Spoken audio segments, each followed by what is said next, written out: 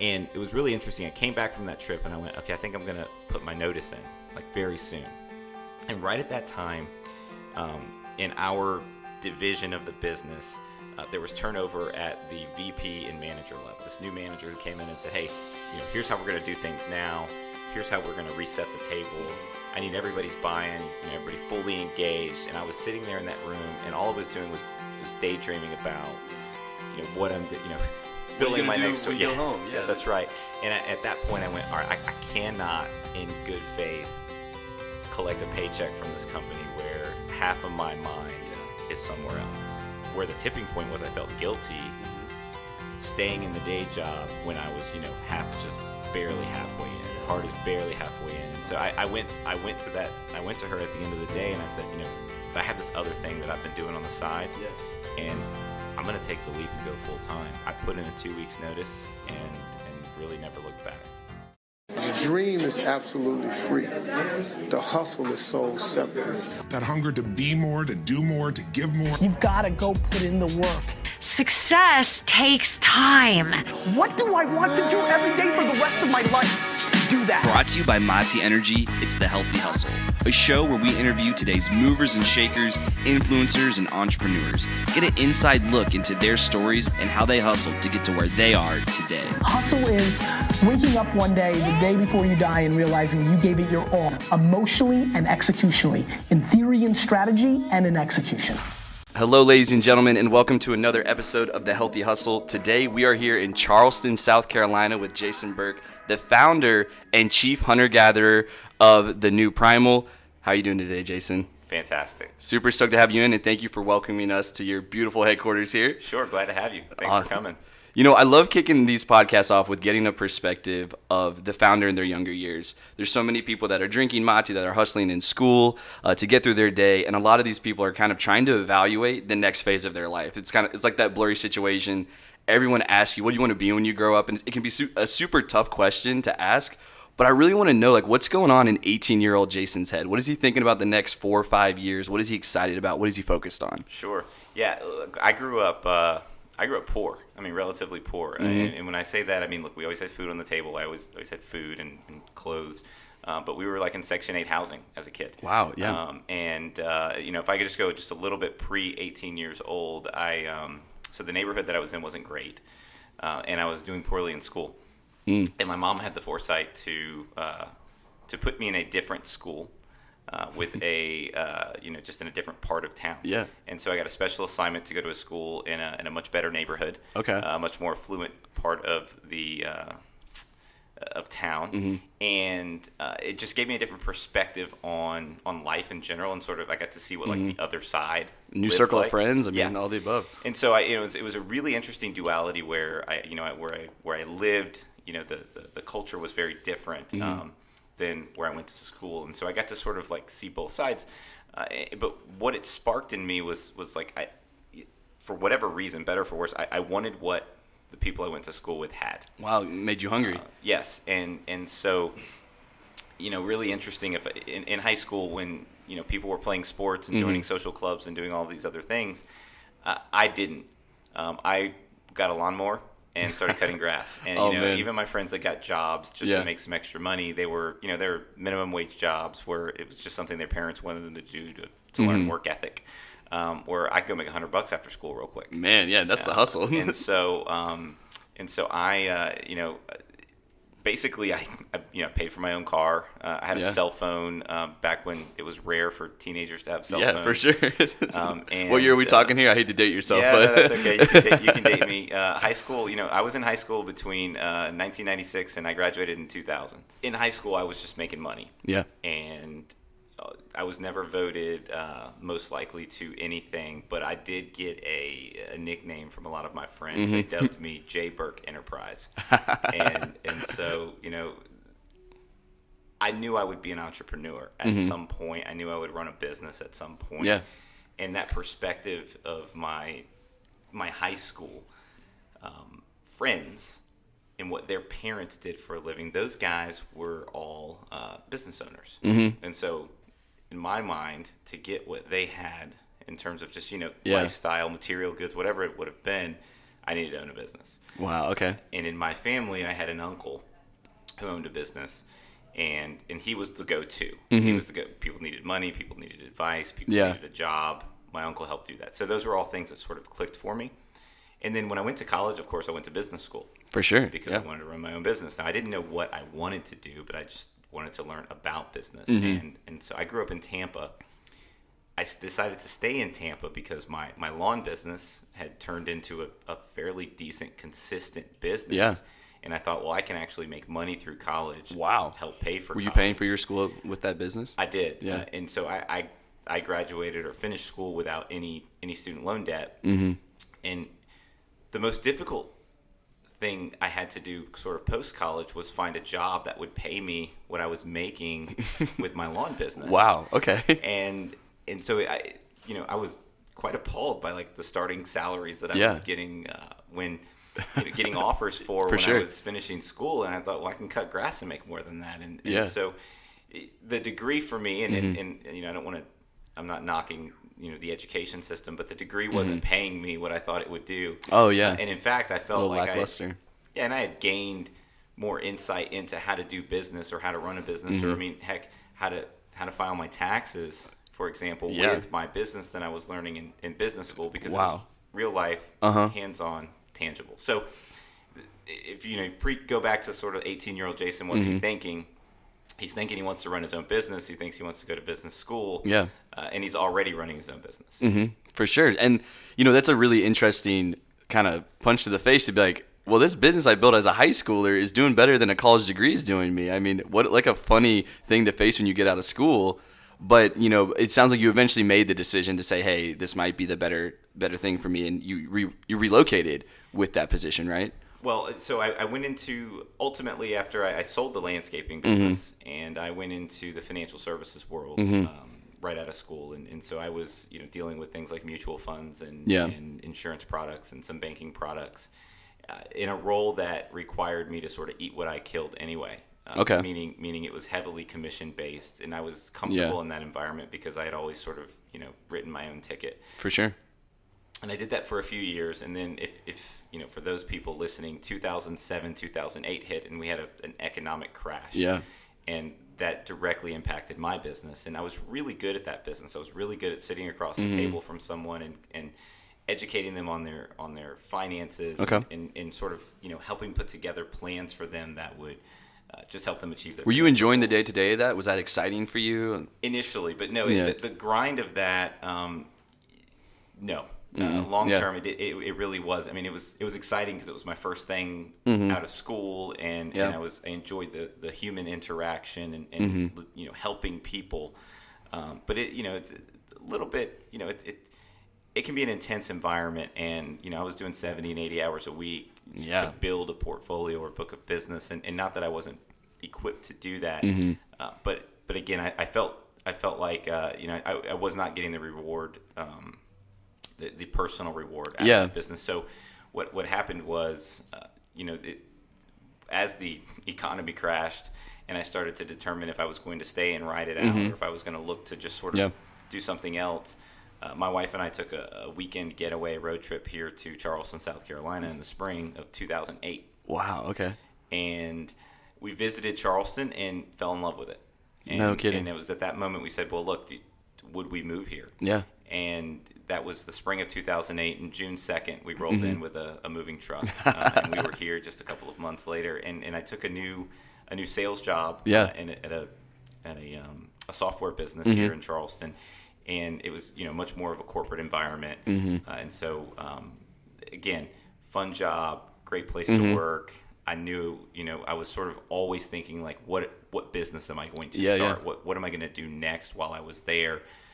And it didn't really hit me until both of my parents, within kind of a 12-month period, were both diagnosed with chronic illnesses, and both were related to diet and lifestyle. Wow. Okay. So this is really interesting. Like, you relocate, and now your mind's just like working. It's chugging on. I want to do something different. I want to find this concept.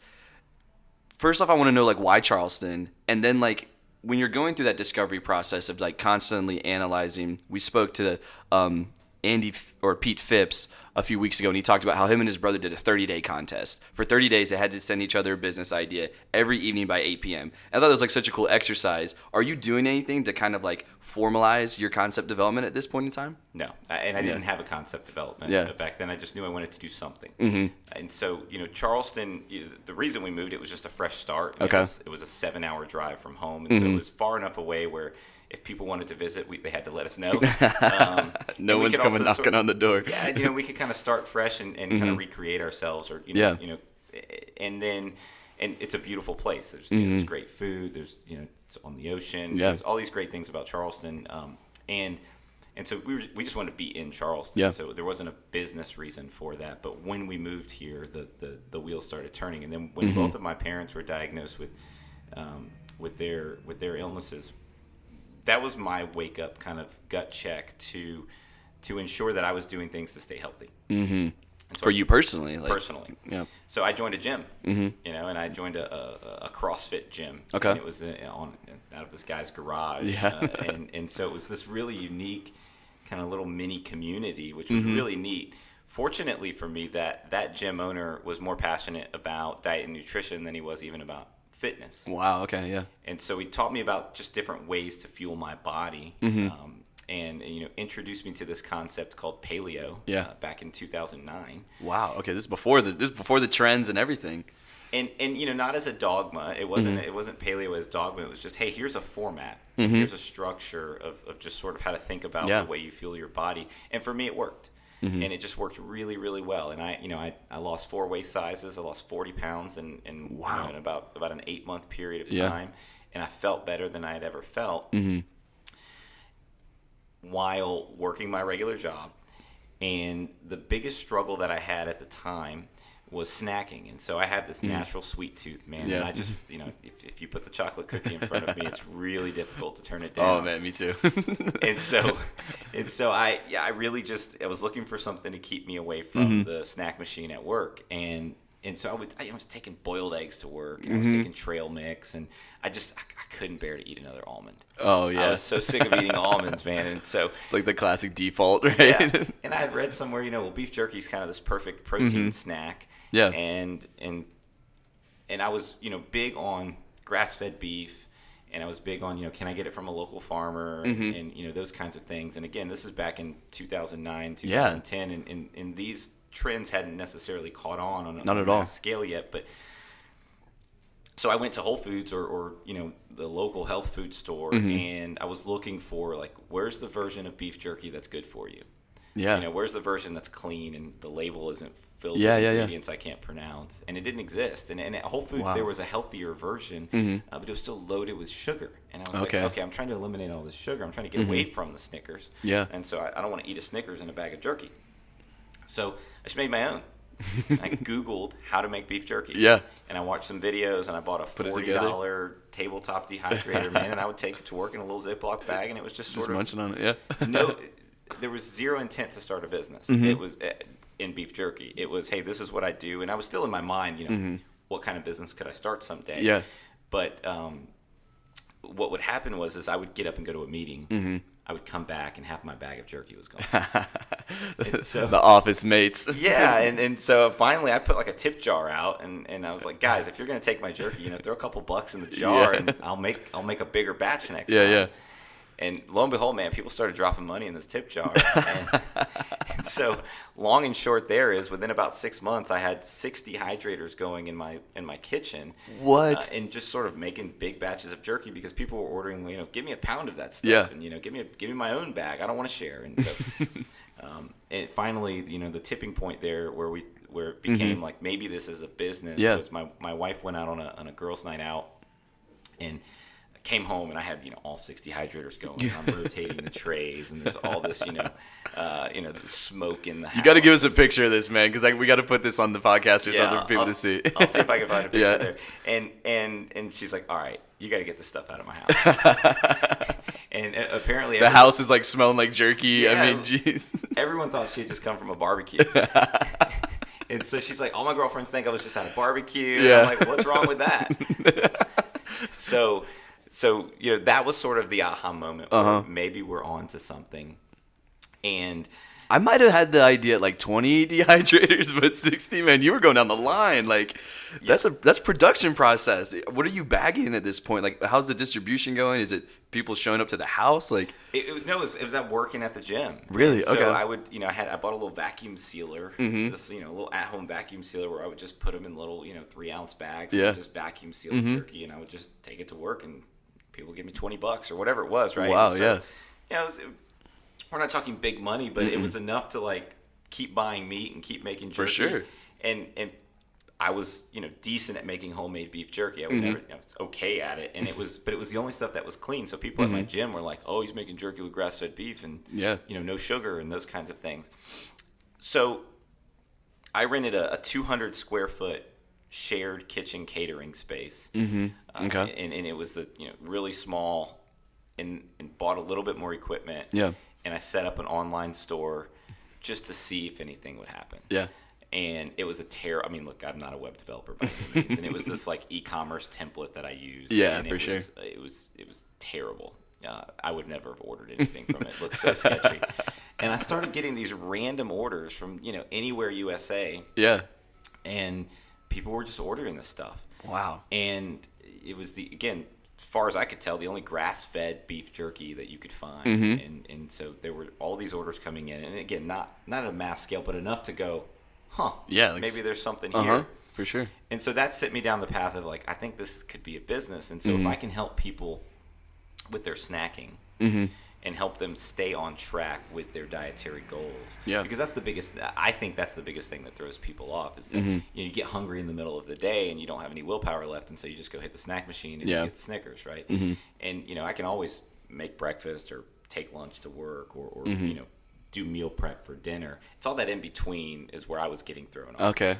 So, I thought, well, if I can help them get through and provide kind of a pure protein, healthy protein snack in the middle of the day, and then they won't have those moments where they just get completely off track. Yeah. So, I spent about 18 months making jerky on the side, still working my day job. Yeah. And then I was doing all of the research with the the regulatory stuff, getting USDA certified, and wow, okay, and understanding like you can't just put anything you want on a packaging label, and understanding for sure. Label guidelines and all those kinds of things. So I really spent about 18 months being a student of food manufacturing before I even considered leaving the day job. Yeah. So do you have the brand at this point in time? You want to call it the new Primal while you're still working, or what are you selling under? Like what are you calling this thing right now? A lot of people don't know this part of the story, so I'll give you something that's a little bit unique. So no, I wasn't selling under the new Primal yet. Yeah. So I filed the LLC as a company called the Happy Apple. Okay. And my initial entrepreneurial idea was that I would start a health food store.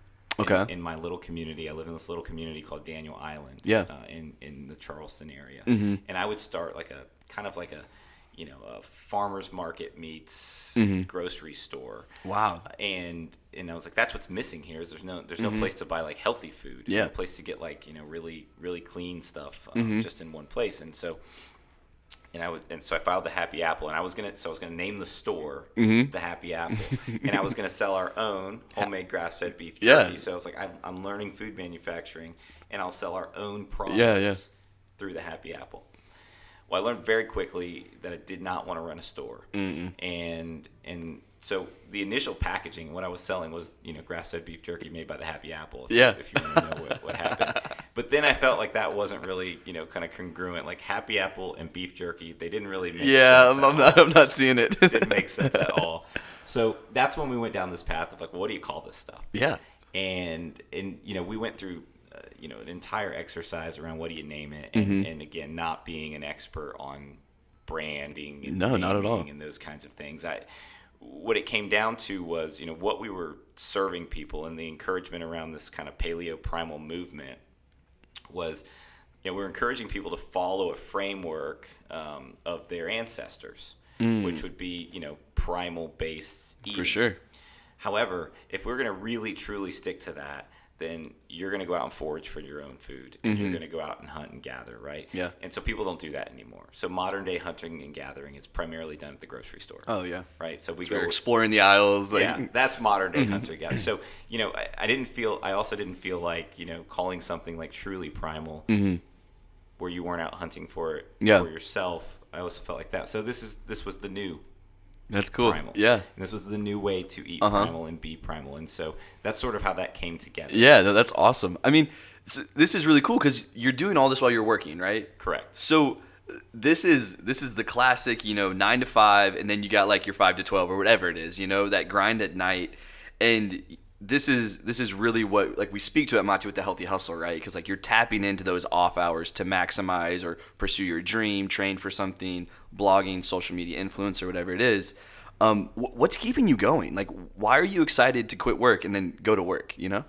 Yeah. So, what kept me going at that point? It was really two-part. It was one, sort of being the captain of my own ship and being able to call my own shots and being in business for myself. And then again, not having a ceiling on what I could achieve. Yeah. And I felt like in the corporate environment where I was that I at some point there's a ceiling here, and I don't like the ceiling. And so I there was a huge push to be my own boss, right? Yeah.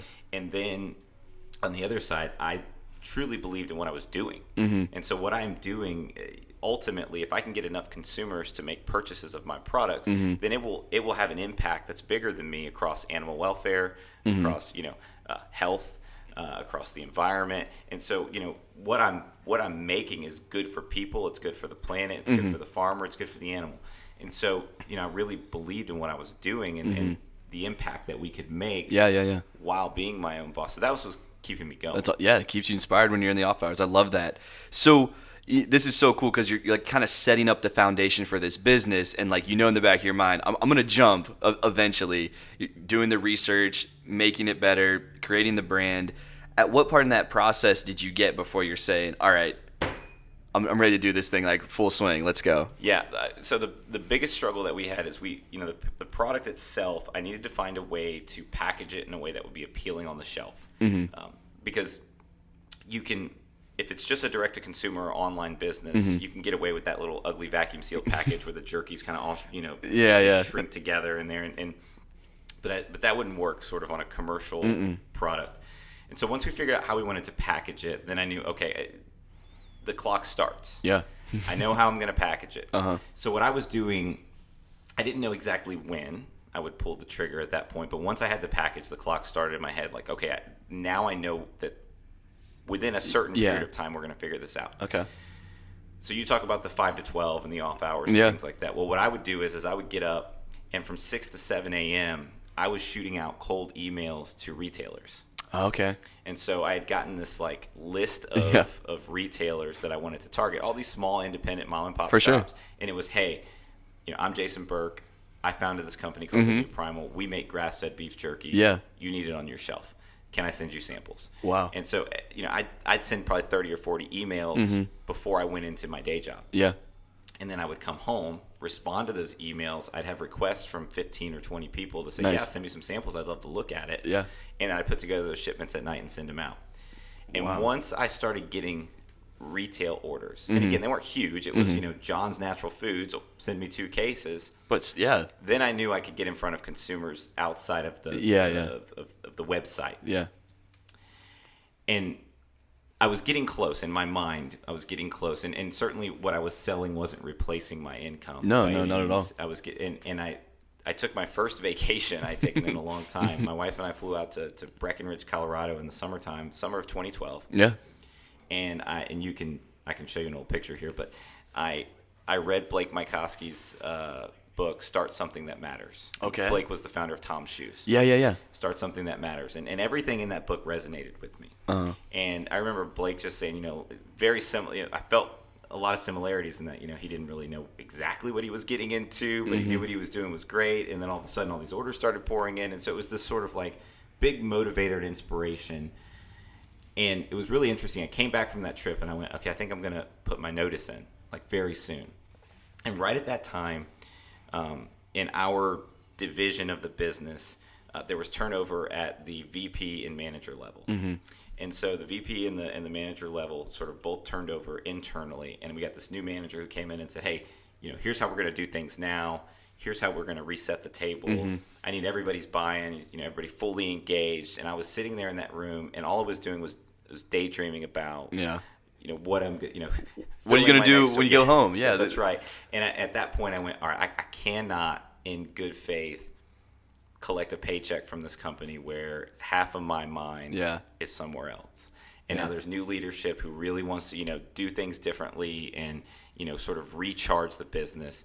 And I'm going to hold it back. Yeah. And so, for me, it was where the tipping point was. I felt guilty staying in the day job when I was, just barely halfway in. I was barely halfway in. And so I went to her at the end of the day, and I said, I'm really sorry. I'd love to be able to work together, but I have this other thing that I've been doing on the side. Yeah. And I'm going to take the leap and go full time. Wow. And so at that point, I put in a 2 weeks notice and really never looked back. Oh man, that's like such a cool moment in time. I'm sure like you entered that next phase with like a lot of excitement, but a little angst of like how this is going to turn out. And then now it's time to set the path to progression to where New Primal is today. So kind of, we're shipping to mom and pop stores. You kind of nailed down that first round of packaging.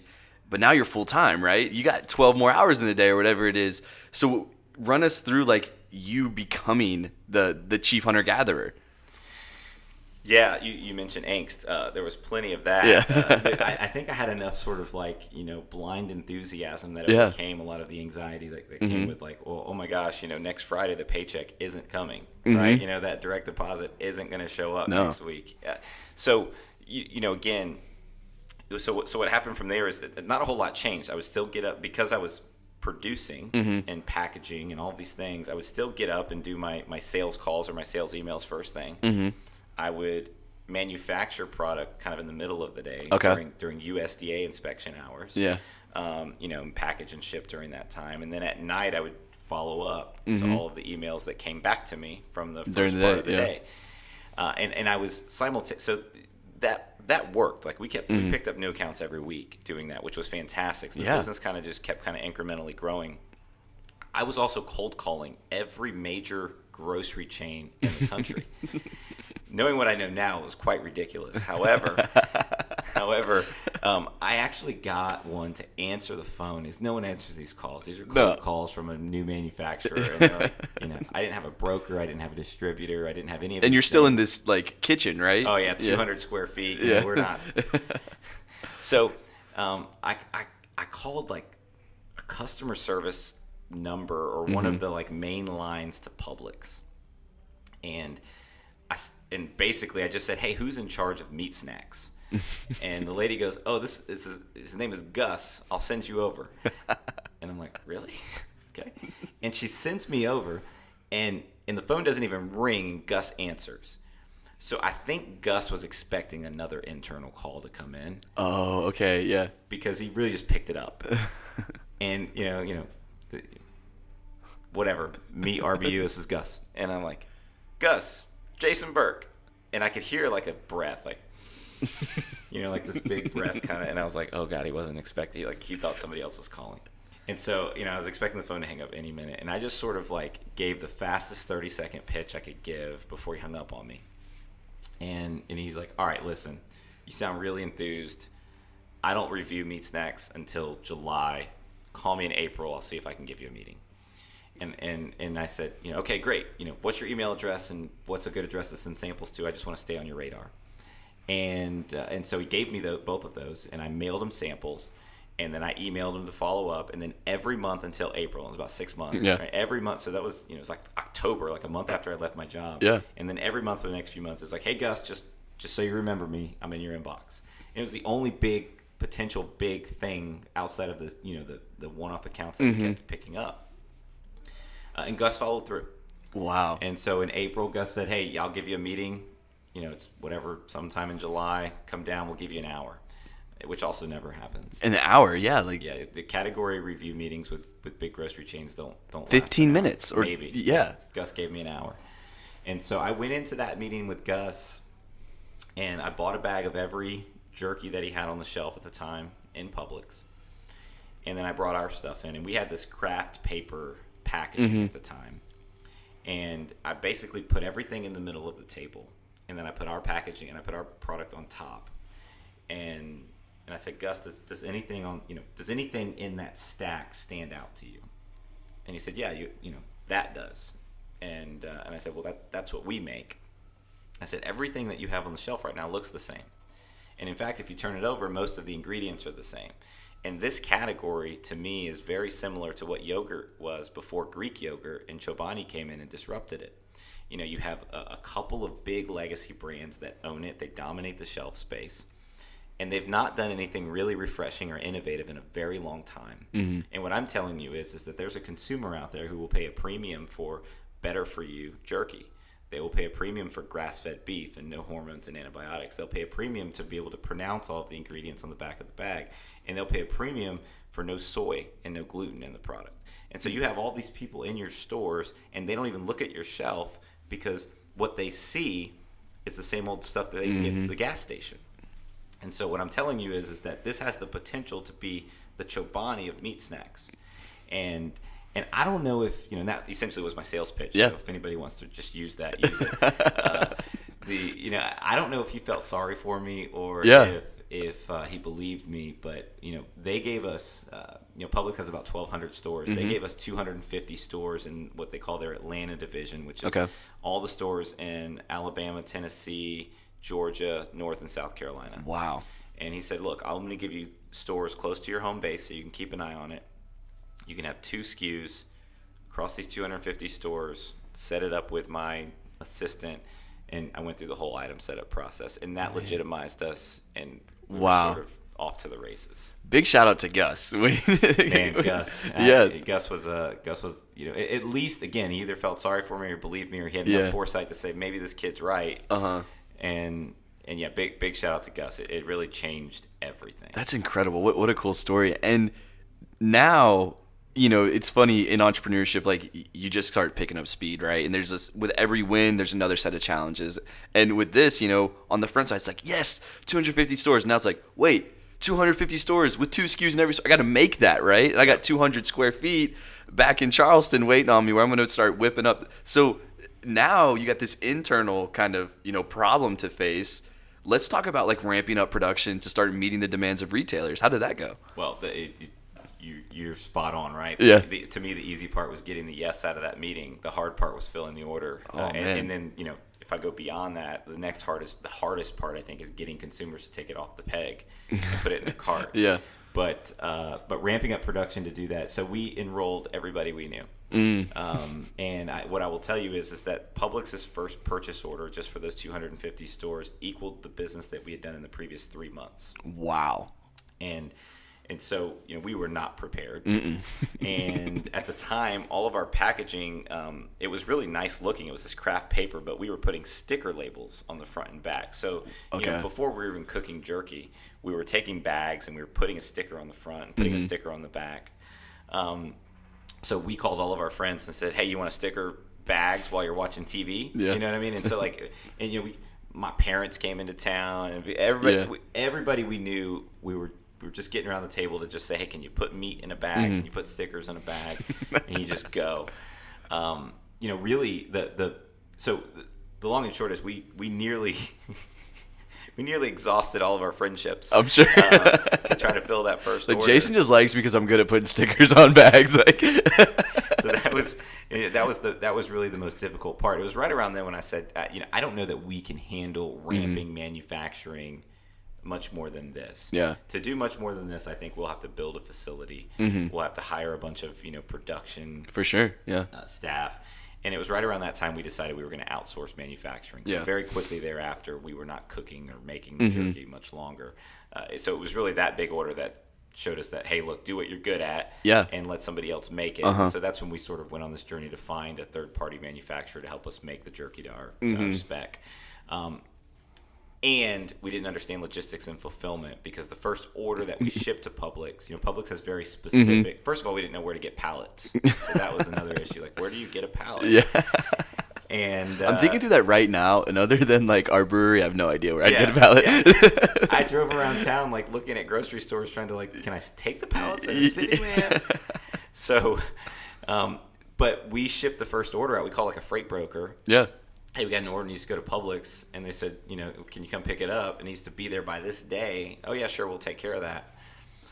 So the first thing that went wrong there was they were scheduled to come pick up the order on a Friday, and we were, literally probably worked all night to have the order ready, and then waited all day Friday, and the truck never showed up. And we called the freight broker, and we're asking where the truck is. Come to find out that trucking company doesn't do pickups on Fridays, and no one told us that. Well, that then shortens our window for delivery because Publix has very specific requirements on delivering. Yeah, when it's going to... So they get a truck there on a Monday, and we're in Charleston. It's just going to Atlanta. So it should just be like a one day of freight. So we knew we had a little bit of wiggle room. Mm-hmm. And then on like Thursday morning at 6 a.m., I wake up to an email from some guy in Publix's logistics department. Yeah.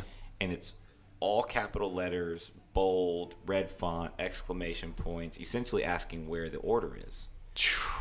And like 7 people at Publix are copied on this. Oh, no. And I just went into pure panic because I shipped the order. And as far as I'm concerned, we had high five. We're good. Yeah. Right?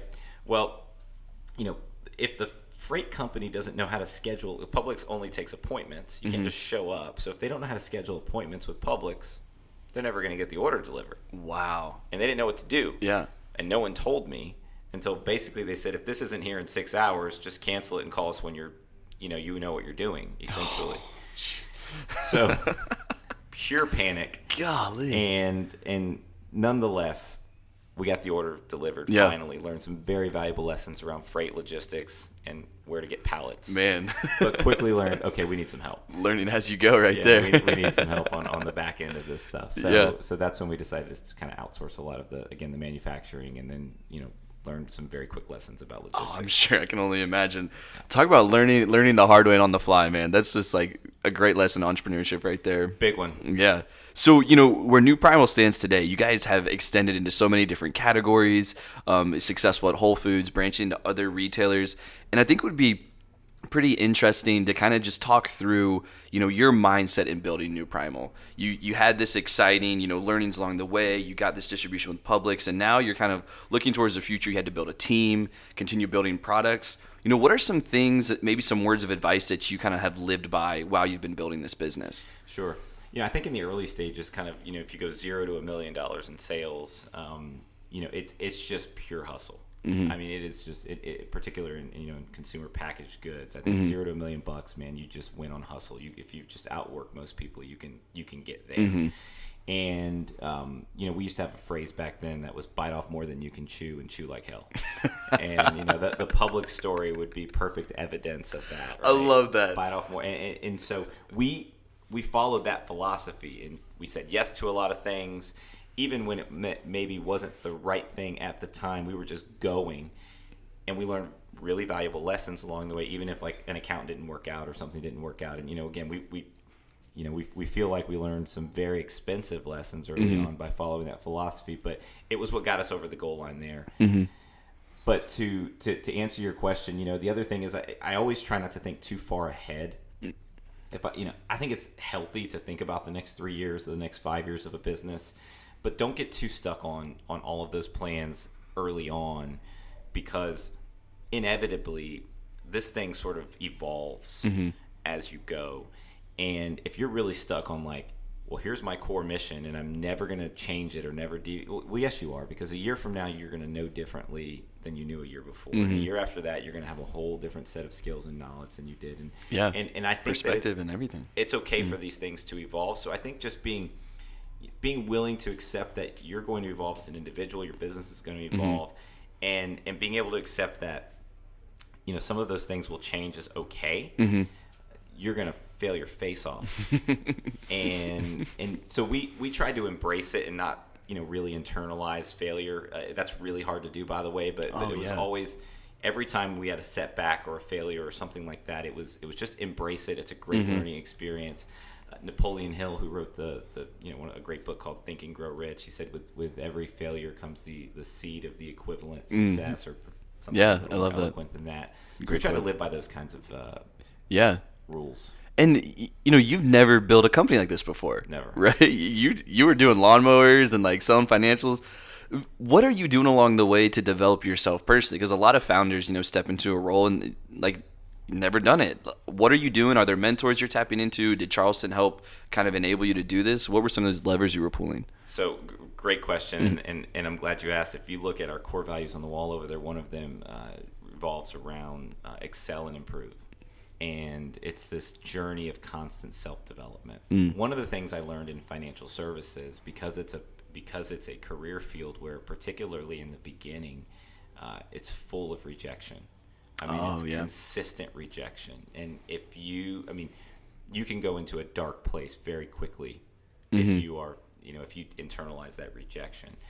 And what I learned in that role was like you always need really good positive stuff going in. So if that's podcasts, or if that's a different book every month, if that's a mentor, or if it's if it's going to conferences to kind of give you a big recharge. So all of those things combined, I learned in the financial services role. Okay. So if there's something I brought with me into this, it was, okay, I'm selling something again.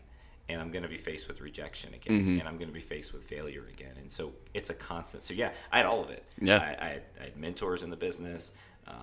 I'm a big advocate of reading and constantly reading books around leadership and management and just things that sort of just constantly make you better. Yeah. I'm a big advocate of podcasts and things like this where you can just hear from people who can see further over the mountain than you can. Yeah. And oftentimes those words of wisdom and those learnings are invaluable when you face adversity, and you will face adversity building a business like this. So I did that, and as we started going to trade shows within the business, I looked at people who I considered giants in the industry, and I wasn't like a total groupie, but I made sure that I introduced myself. I made sure that I made connection and contact with them, and always asked if there's an opportunity that where I can learn from you. If there's something that I can ask you from, is it okay from time to time if I send you an email and ask you about X, Y, and Z? And there are people like Justin Gold from Justin's Nut Butter, for example, who are really, really gracious with their time. And I could go to some of those folks and explain to them what I might be facing, and they were really gracious with giving me really great advice. I love that. And it's from the other founders we've spoke to, the network of entrepreneurs in Raleigh, like having that network that you can pull value from and hopefully add value to is just time and time again.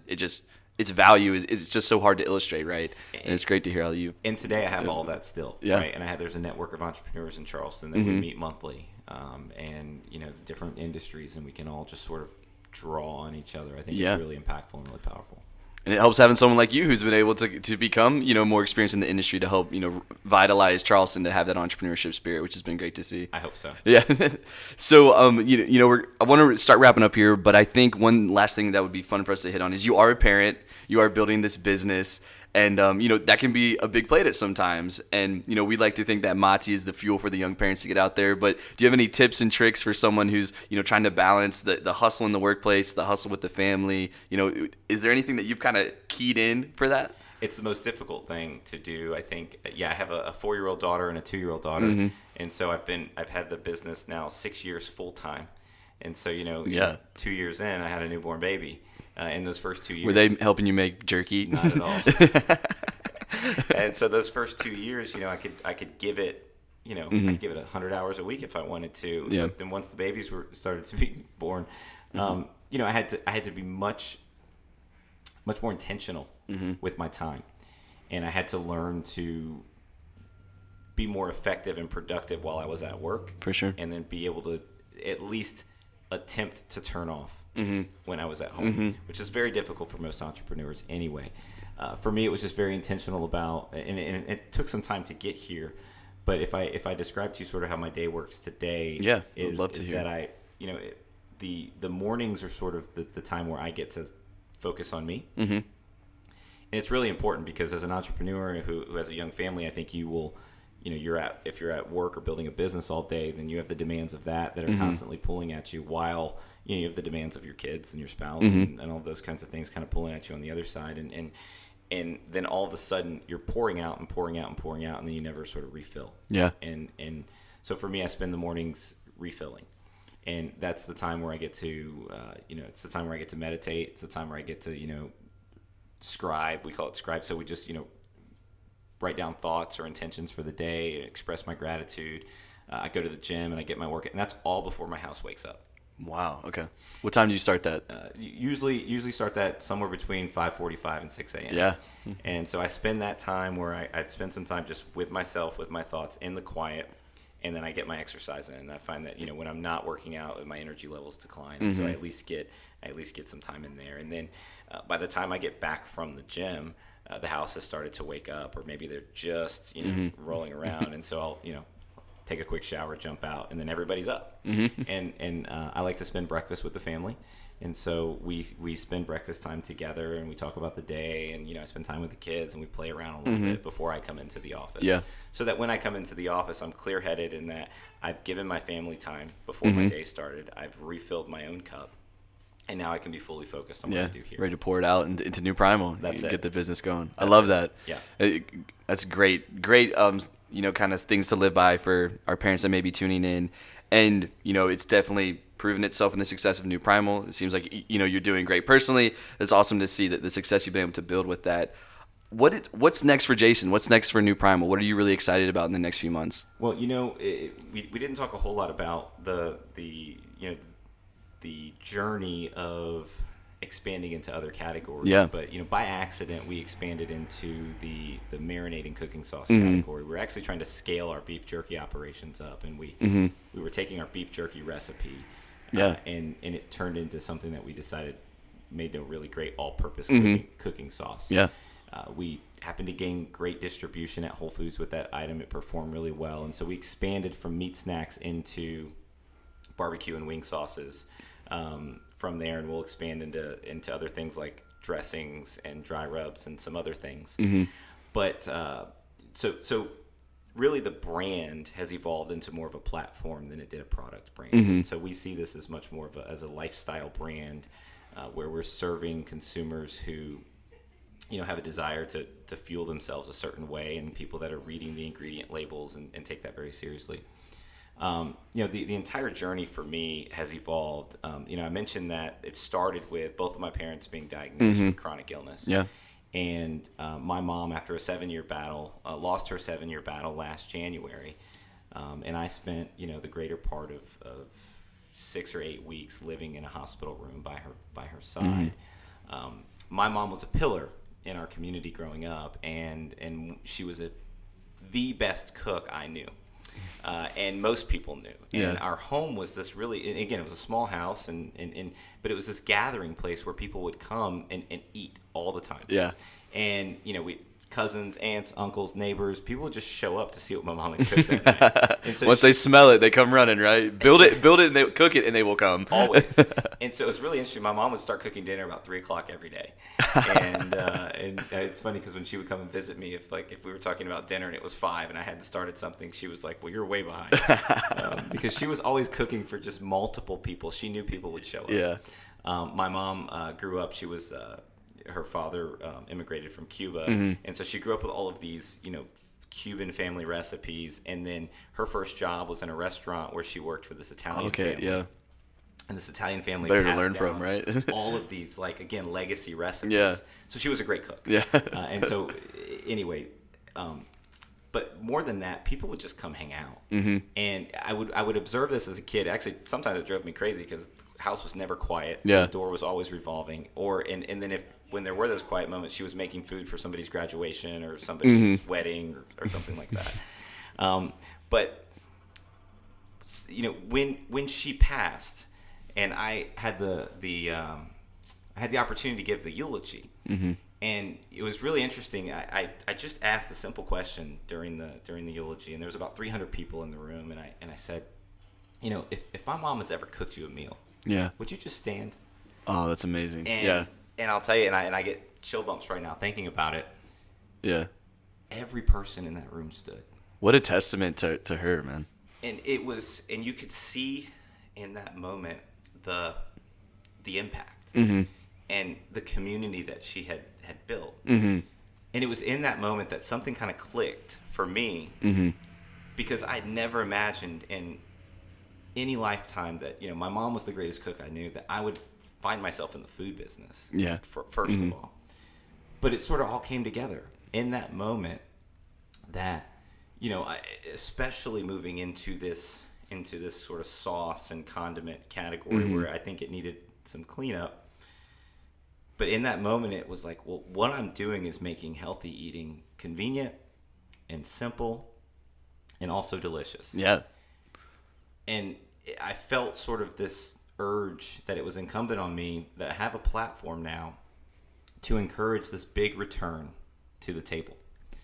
And you don't have to be a gourmet cook. You don't have to be my mom, because I certainly can't cook like her. I'm right there with you, man. Me and you both. You don't have to be that to be able to just sit around and have a meal with people. And I think what we find is that when we commune together, and I think there's this deep primal need in human nature that says we need connection and we need community. And I find that when we do that, we break down barriers that we don't break down otherwise. Social barriers, political barriers, economic barriers.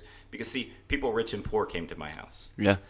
People with different philosophies and social beliefs came to my house. And they all dined together, and they all learned from each other. And they all sometimes argued, sometimes debated, laughed, cried, prayed. All of those things happened. And it was the one thing that pulled them together was this table where they ate together. Yeah. And it was this beautiful scene. And so for us, the big picture today is encouraging a return to the table. I love it. And if the products that we make can help facilitate a move back to community and communing together, then that's the mission. So if there's one thing I can leave with everybody, it would be my encouragement to spend more time and find more time communing together and reconnecting with other humans, because it serves your most primal needs. Yeah. And we want everyone to return to the table to be able to enjoy those times together. I love what you say about how, in some cases it may not even be the food, it's the company, right? And like time and time again, I love how with what you guys are building here at New Primal, it runs so deep with you personally, and it can connect with everyone, even, the Thanksgiving meal you share with your family. It's the company around, it's the faces, the conversations you share. And I love like how you are rinsed of differences. When there's good food being shared, people can bond over that, right? It can really just level the playing field and let us all, bond once again. Jason, I really appreciate you sharing so much of your story with us, so much of where New Primal is headed, the brand behind it. If there's anything that our listeners can really take away from the day, I hope it's that New Primal is one of the best ways to return back to the table, to have delicious, good tasting, healthy food, and be able to share with others. Where can people find you at New Primal online? thenewprimal.com. Yeah. At the New Primal on any of the social handles, we're most actively and engaged. Retailers where people should look out for you? Yeah. Most of the national chains will have something. Whole Foods would be our biggest chain. They carry most of our products. Sprouts Farmers Markets, Kroger, Publix. There is some Walmart distribution in there, Great. Albertsons, Safeway, and most of the the natural food retailers that you would find in your community would have something on the shelves from us. Awesome. Well, guys, we are here with Jason Burke, the founder and chief hunter-gatherer of the New Primal. Look out for big things coming from New Primal in a variety of the national retailers. Check them out online at thenewprimal.com. Thanks so much, Jason. Sure. Thank you.